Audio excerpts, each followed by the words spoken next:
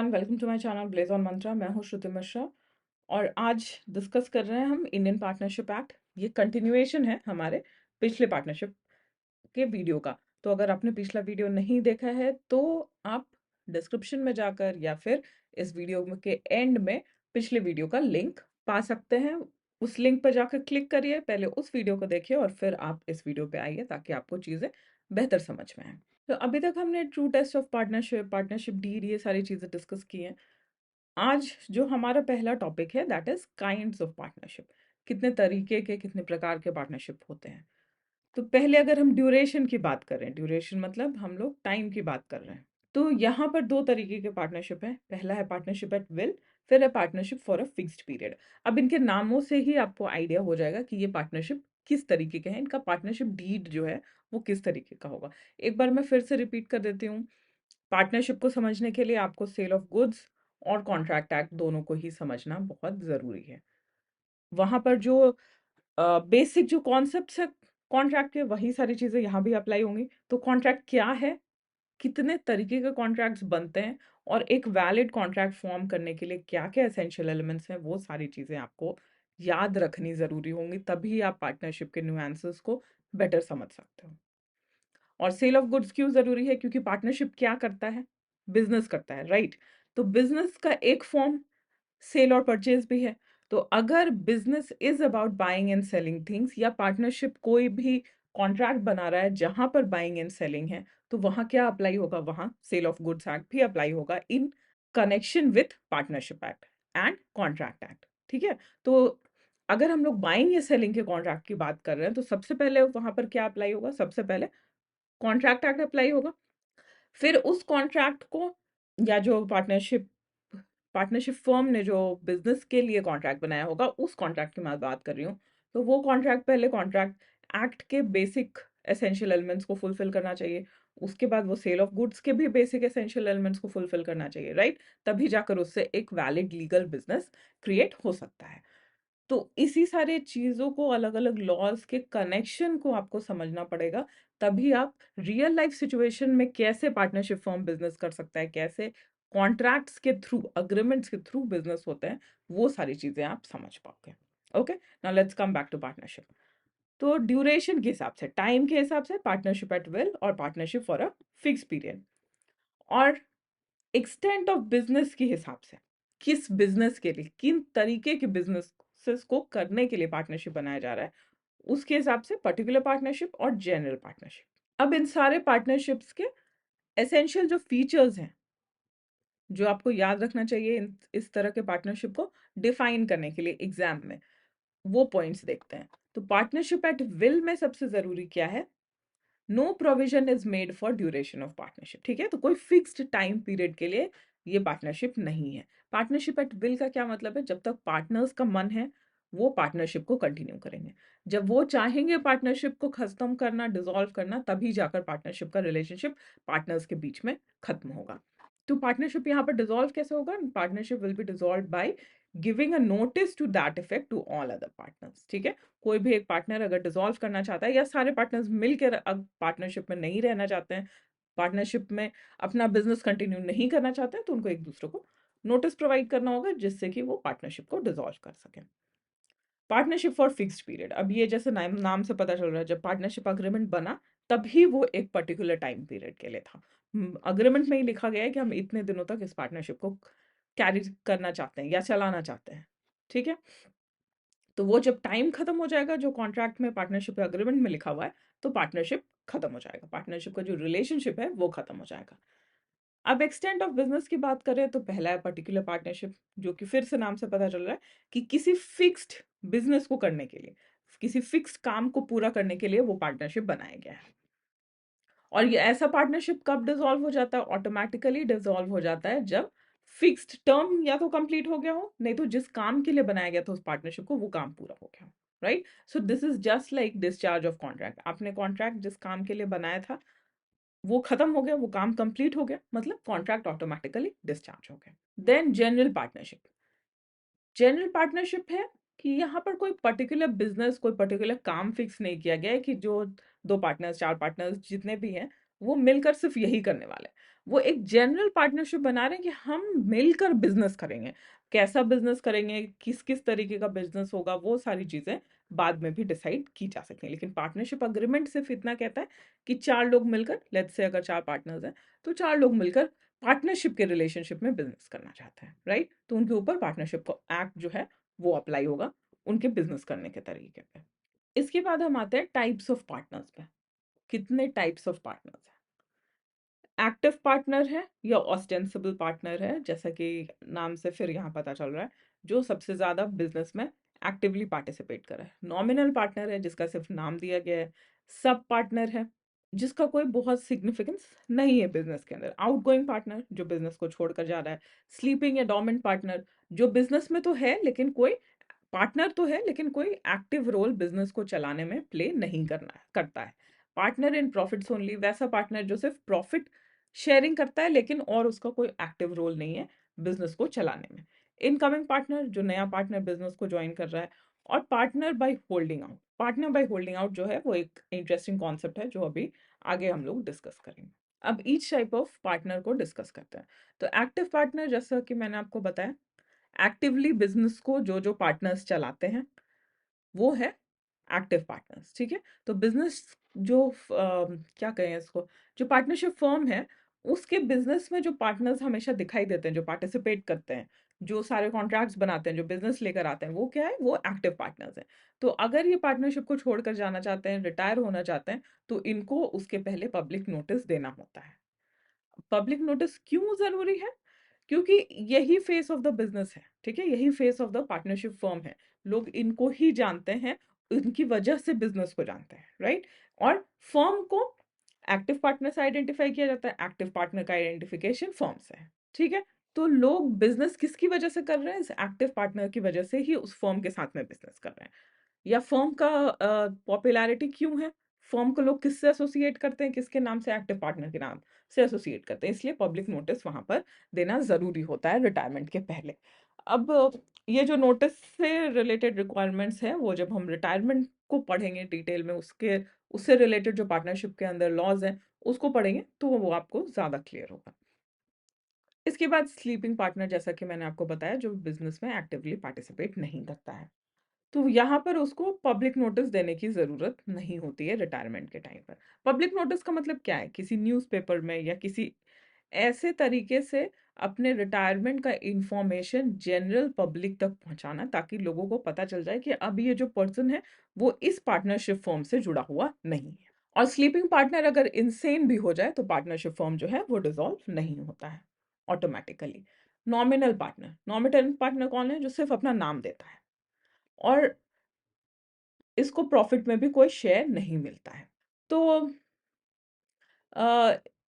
Nominal partner को लोग generally क्यों रखते हैं, या कोई अपना नाम क्यों देगा पार्टनरशिप में जब वो प्रॉफिट भी नहीं ले रहा है? तो फर्म को क्रेडिबिलिटी प्रोवाइड करने के लिए, राइट? कोई पर्सन है किसी फील्ड ऑफ बिजनेस में जो बहुत एमिनेंट है, उसको लोग जानते हैं, उसके ऊपर ट्रस्ट करते हैं, उसके साथ में बिजनेस करना चाहते हैं, और वो अगर किसी पार्टनरशिप में एज अ पार्टनर अपना नाम देता है, तो पार्टनरशिप का जो, या पार्टनरशिप फर्म का जो गुडविल है, जो नाम है मार्केट में, वो ऑटोमेटिकली अच्छा हो जाएगा। तो ये उस तरह के कामों के लिए है। नॉमिनल पार्टनर को भी पब्लिक नोटिस देना होता है अपने रिटायरमेंट का, और इसका भी इंसैनिटी की वजह से फर्म जो है वो डिसॉल्व नहीं होता है। अब आते हैं पार्टनर इन प्रॉफिट्स ओनली। तो ये सिर्फ प्रॉफिट्स शेयर करते हैं, लॉसेस के टाइम पर इनकी लायबिलिटी नहीं होती है, और थर्ड पार्टी के भी सामने इनकी लायबिलिटी उतने तक ही होती है जहां तक इनका प्रॉफिट शेयरिंग रेशियो है पार्टनरशिप के अंदर। नेक्स्ट है इनकमिंग पार्टनर। जैसा कि मैंने आपको बताया, कोई ऑलरेडी एग्जिस्टिंग पार्टनरशिप फॉर्म है, उसमें कोई एक नया पार्टनर ज्वाइन कर रहा है, उसको हम इनकमिंग पार्टनर कह रहे हैं। तो इनका जो लायबिलिटी है, वो फर्म ने जो पहले जो भी बिजनेसेस किए हैं, जो भी कॉन्ट्रैक्ट्स बनाए हैं इस इनकमिंग पार्टनर के ज्वाइन करने के पहले, उसमें वो लायबल नहीं होते हैं। ज्वाइन करने के बाद जो भी डिसीजंस लिया जाएगा फर्म में, सिर्फ उसमें वो लायबल होता है। आउटगोइंग पार्टनर, कोई रिटायरिंग पार्टनर है, किसी पार्टनर को एक्सपेल किया जा रहा है, निकाला जा रहा है, या किसी की डेथ हो गई, कोई इंसॉल्वेंट हो गया, मतलब बैंकरप्ट हो गया, तो उन सबको हम आउटगोइंग पार्टनर्स कहते हैं, जो पार्टनरशिप से अलग हो रहे हैं। तो इस सिचुएशन में जो रेस्ट ऑफ द पार्टनर्स हैं वो बिजनेस को चलाते हैं, और थर्ड पार्टीज के सामने जब तक इन्होंने पब्लिक नोटिस नहीं दिया हो अपने रिटायरमेंट का, तब तक वो लायबल है। पब्लिक नोटिस देने के बाद के डेट से फर्म जो भी बिजनेस करता है, जो भी कॉन्ट्रैक्ट्स बनाता है, उसमें आउटगोइंग पार्टनर्स लायबल नहीं होते हैं। इसके बाद सब पार्टनर कौन है? पार्टनर्स जो ऐसे पार्टनर्स जो शेयर करते हो profits in a partnership firm with an outsider, such an outsider is called as sub partner. ठीक है, तो ये डायरेक्टली ये पर्सन 100% पार्टनर नहीं है पार्टनरशिप का, लाइक ऑल अदर पार्टनर्स जिनका नाम पार्टनरशिप अग्रीमेंट में होता है और पूरे terms and conditions of the partnership agreement के हिसाब से वो चलते हैं। ये क्या है? एक ऐसा पार्टनर है या एक ऐसा पर्सन है जो आउटसाइड द बिजनेस है, बिजनेस से अलग है, लेकिन कहीं ना कहीं बिजनेस का, पार्टनरशिप फर्म के बिजनेस का जो प्रॉफिट है उसको शेयर करता है।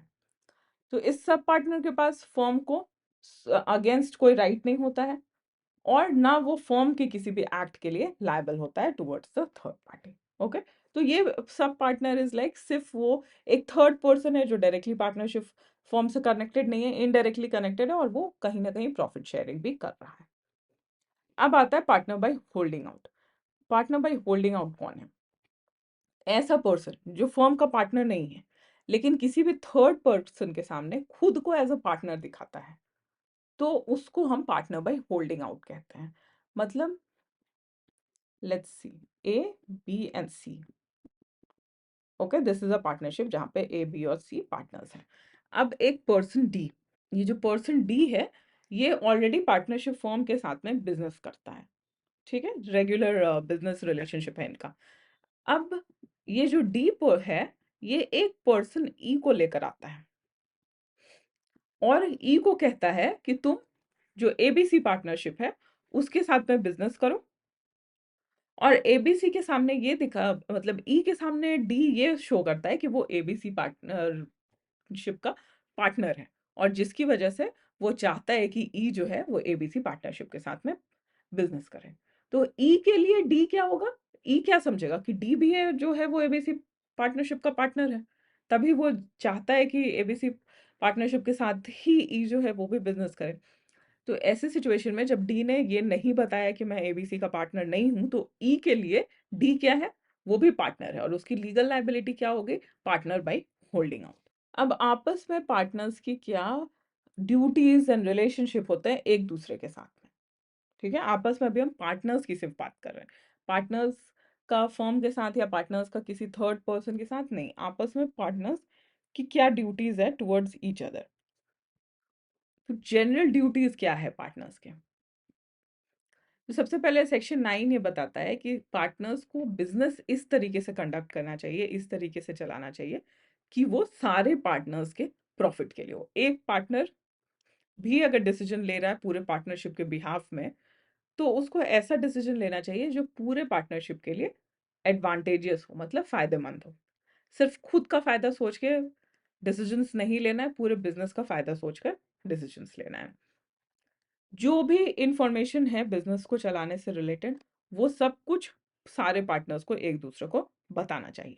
Partners must observe outmost good faith in their dealings, और कोई भी डीलिंग्स, बिजनेस, कॉन्ट्रैक्ट, कोई भी रिलेशनशिप जो partners on behalf of other partners या फर्म जो बना रहे हैं, वैसे कोई भी डीलिंग्स, रिलेशनशिप हमेशा गुड फेथ में बनाना चाहिए, चीटिंग नहीं करना चाहिए। दूसरे personal loss, sorry, personal gain को ऊपर रख के, पार्टनरशिप का लॉस भी हो तो कोई बात नहीं, इस तरह के डीलिंग्स नहीं करने चाहिए।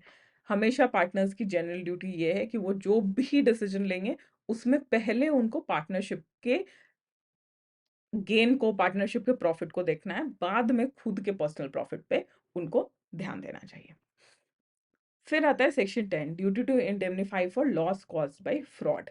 अब यहाँ पर ऑब्वियसली आपको इंडेमनिफिकेशन क्या है, इंडेमनिफिकेशन का कॉन्ट्रैक्ट कैसा होता है, ये सारी चीजें दिमाग में रखनी होंगी।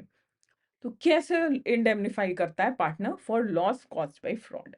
Partners committing fraud must compensate for resulting losses. एक पार्टनर ने अगर कोई फ्रॉड किया जिसकी वजह से बिजनेस को लॉस हुआ है, पार्टनरशिप फर्म के बिजनेस को लॉस हुआ है, तो इंडेमनिफिकेशन कौन करेगा? जिस पार्टनर ने फ्रॉड किया है वो करेगा।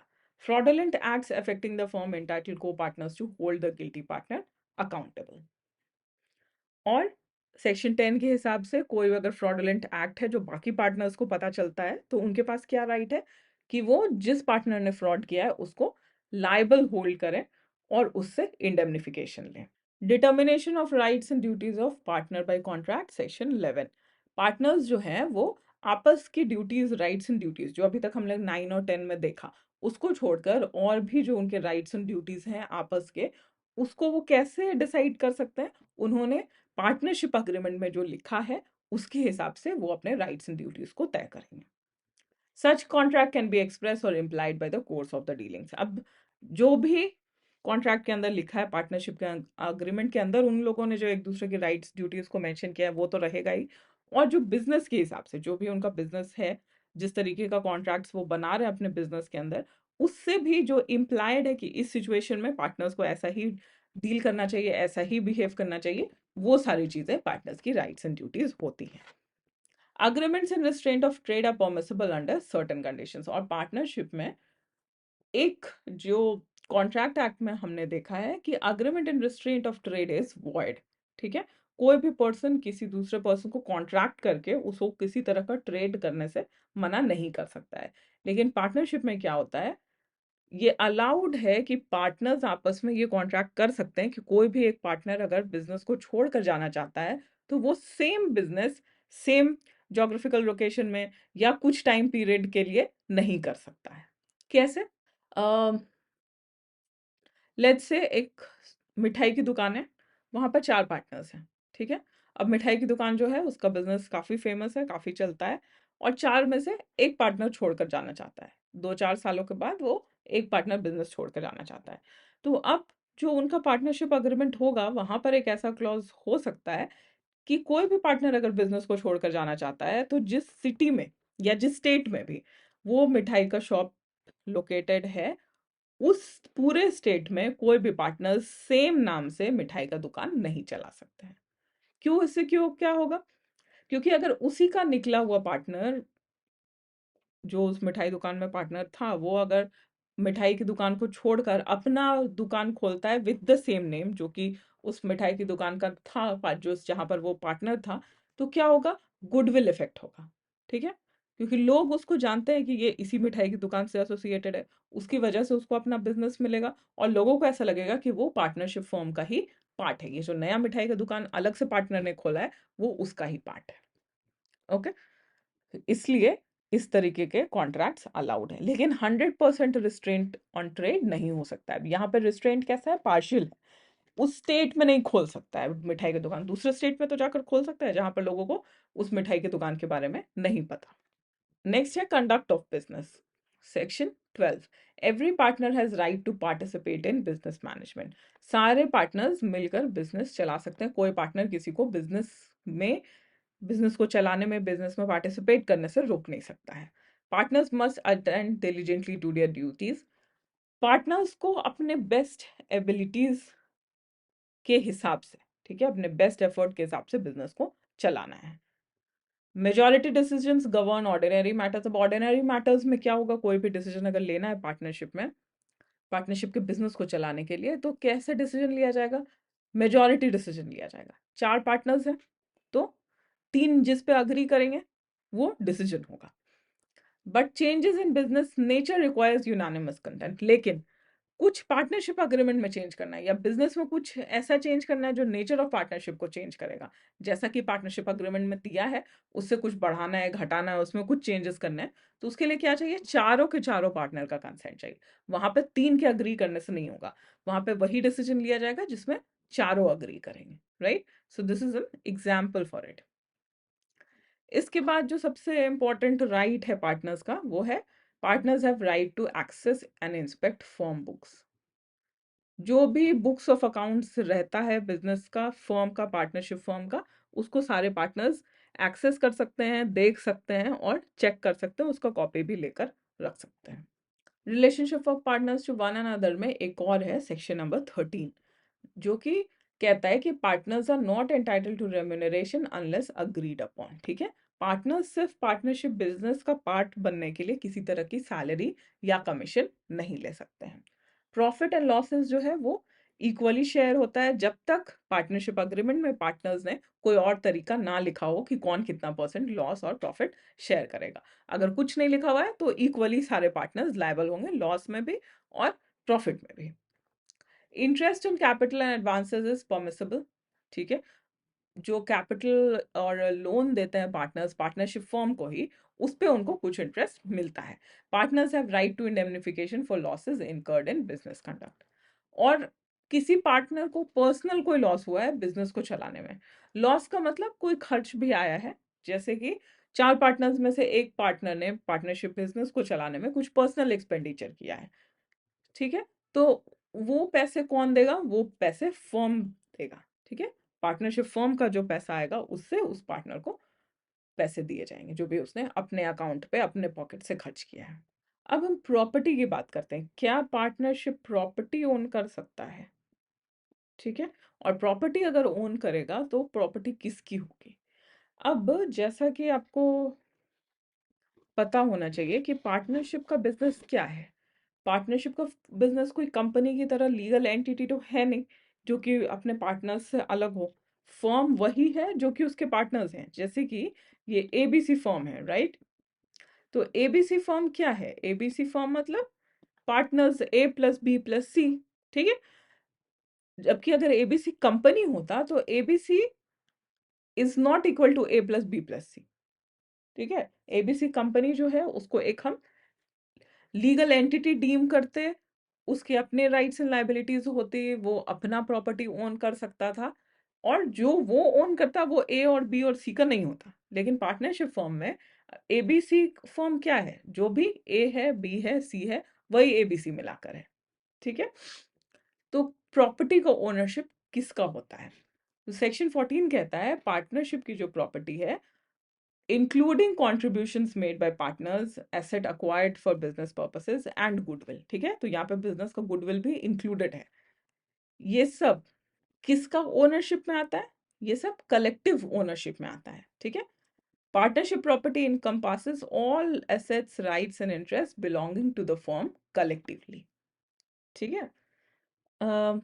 Let me give you an example. जैसे ये मैंने आपको बताया, ये जो बॉक्स है, लेट्स कंसिडर ये एक पीस ऑफ लैंड है, और पार्टनरशिप क्या है? एबीसी पार्टनरशिप फर्म है, ठीक है। अब ये लैंड किसको बिलोंग करेगा? ये लैंड बिलोंग करेगा एबीसी पार्टनरशिप फर्म को। मतलब इस लैंड पे ए का भी राइट्स है, बी का भी राइट्स है और सी का भी राइट्स है, ठीक है। तीनों को मिलाकर ये जो प्रॉपर्टी है, ये लैंड है, वो एबीसी फर्म को बिलोंग करता है, ओके। अब इस एबीसी फर्म पे लेट्स से एक ऑफिस बनाया गया। एबीसी इस लैंड पे, एबीसी का जो लैंड है उस पे एक ऑफिस बनाया गया पार्टनरशिप के बिजनेस को चलाने के लिए, ठीक है। तो वो बिल्डिंग किसकी होगी? वो बिल्डिंग भी ए की, बी की, सी की जॉइंट ओनरशिप में है। तीनों उसको कलेक्टिवली ओन करते हैं। अब उस बिजनेस के लिए जो बिल्डिंग बनाया गया, बिल्डिंग के अंदर फर्नीचर्स होंगे, कुछ मूवेबल। अब लैंड जो है वो इमूवेबल प्रॉपर्टी है, बिल्डिंग जो है वो इमूवेबल प्रॉपर्टी है, लेकिन बिल्डिंग के अंदर कुछ फर्निशिंग्स होगा, फर्नीचर्स होगा, कंप्यूटर होगा, अलग अलग फैंस, लाइट्स, गैजेट्स, अलग अलग तरीके की चीजें होंगी। वो किसका प्रॉपर्टी होगा? वो भी ए प्लस बी प्लस सी का होगा, okay. So this is what section 14 is saying. अब साथ में गुडविल क्या है? एबीसी फर्म का जो नाम है मार्केट में, वो भी किसका है? वो भी ए प्लस बी प्लस सी का है। उसका जो वैल्यू है वो भी ए प्लस बी प्लस सी का है। अब गुडविल कैसे मैटर करता है, एक बार गुडविल डिस्कस कर लेते हैं, जिन लोगों को गुडविल नहीं पता है। मार्केट में जो बहुत फेमस फेमस ब्रांड्स हैं, हम लोग खाने के ही ब्रांड्स की बात करते हैं, ठीक है। डोमिनोज, पिज्जा हट, केएफसी, कार्स के ब्रांड की बात करते हैं, टाटा, हुंडई, मारुति, ठीक है। तो इसके नाम से जो कस्टमर्स है वो कुछ क्वालिटी एसोसिएट करते हैं, ठीक है। अब टाटा के नाम से अगर कोई प्रोडक्ट बिक रहा है तो उसके बारे में आप ज़्यादा जांच पड़ताल नहीं करोगे। आप सोचते हो कि हाँ वो अच्छे क्वालिटी का है। तो ये जो कस्टमर के दिमाग में जो ब्रांड का आइडेंटिटी है, आपको पिज्ज़ा खाना है तो आपके दिमाग में सबसे पहले क्या आएगा? डोमिनोज आएगा।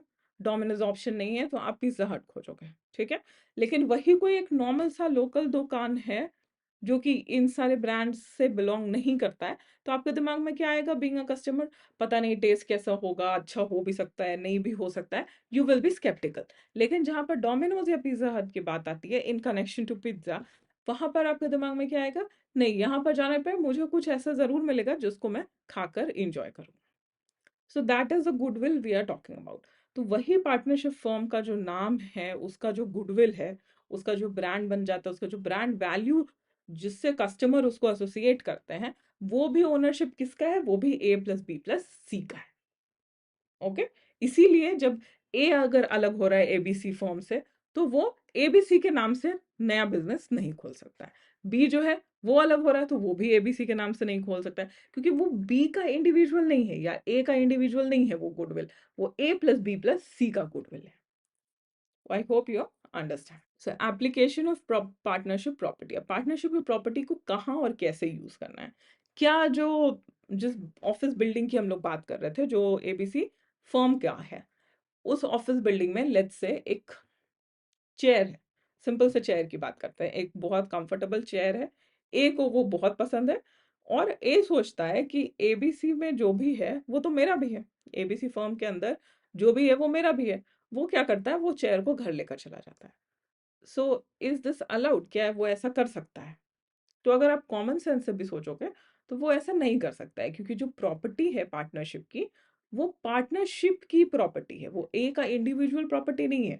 उस चेयर पे जितना राइट्स ए का है, उतना ही राइट्स बी का भी है और उतना ही राइट्स सी का भी है। तो उसको कोई एक पर्सन अपने लिए इंडिविजुअली एक्सक्लूसिवली यूज नहीं कर सकता है। तो पार्टनरशिप प्रॉपर्टी को इसीलिए सेक्शन 15 कहता है कि सिर्फ और सिर्फ बिजनेस पर्पस के लिए ही यूज किया जा सकता है। फर्म का जो पर्पस है, जिस भी पर्पस के लिए, जिस काम को करने के लिए पार्टनरशिप बनाया गया है, सिर्फ उसी पर्पस के लिए पार्टनरशिप के प्रॉपर्टी को यूज किया जा सकता है। पार्टनरशिप के जो पार्टनर्स हैं, वो अपने पर्सनल यूज के लिए उस प्रॉपर्टी को यूज नहीं कर सकते। Partners do not have proprietary interest in partnership assets individually. यही मैंने आपको समझाया। ओनरशिप इंडिविजुअल नहीं है, कलेक्टिव ओनरशिप है। Each partner has a right to their share of profits and ensures assets are used for business purpose. सारे partners को अपना अपना शेयर ऑफ प्रॉफिट मिल रहा है, जो उन्होंने तय किया है इन द पार्टनरशिप अग्रीमेंट।